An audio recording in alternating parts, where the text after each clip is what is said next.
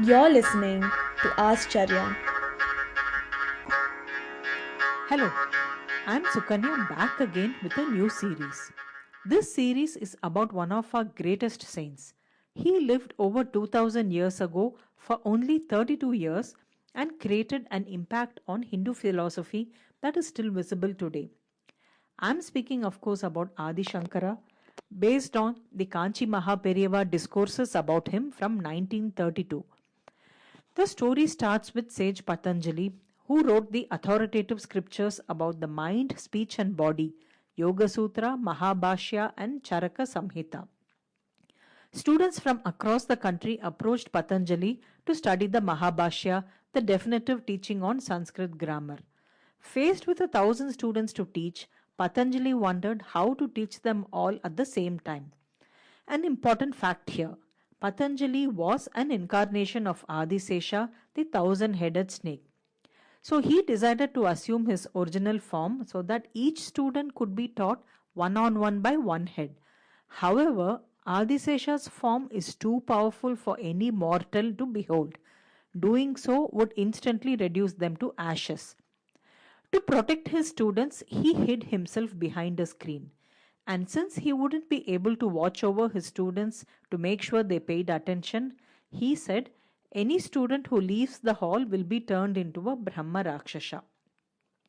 Gaudapada was one of Patanjali's students and he was rather dim witted. Not being able to follow Patanjali's teaching and finding himself bored, he got up and left the hall.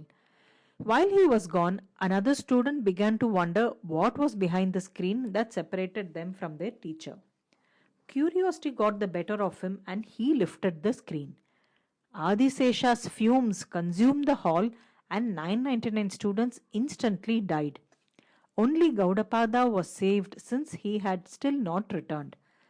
When he finally came back, he saw a repentant Patanjali back in his human form, mourning the loss of his students.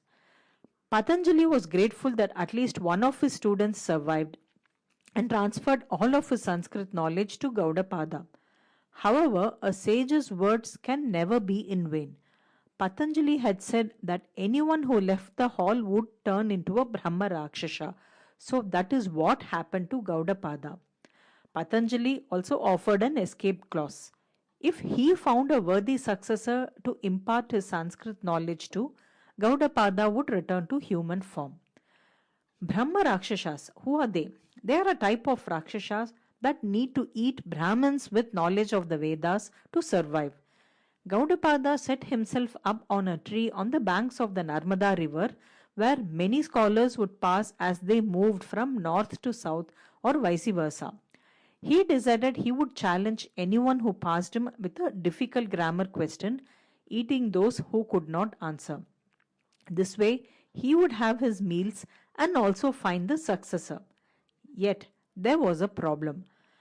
Patanjali's Mahabhashya was the first major text to codify Sanskrit grammar.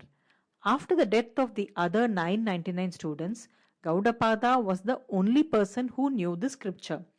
Therefore, it was impossible that anyone would be able to answer his question. Patanjali quickly realized this paradox. Only he would be able to relieve Gaudapada from the curse. So he assumed the form of a young Brahmin boy named Chandra Sharma. When he met Gaudapada at the Narmada, he was able to give him the correct answer. Freed from his curse, Gaudapada taught Chandra Sharma the various tenets of Sanskrit grammar, not realizing he was teaching his own teacher. Later, Gaudapada took sannyas from sage Shuka, heralding the start of the Sishya Parampara tradition. This marked a change in Guru Parampara tradition that till then was from father to son. Chandra Sharma, in the meantime, married and led a family life, but soon left home to take sannyas from his teacher Gaudapada and came to be known as Govinda Bhagavat Pada. On the advice of Vyasa, Shuka, and Gaudapada, he went to the banks of the Narmada river to meet and initiate into sannyas a person who would be an avatara of Shiva himself.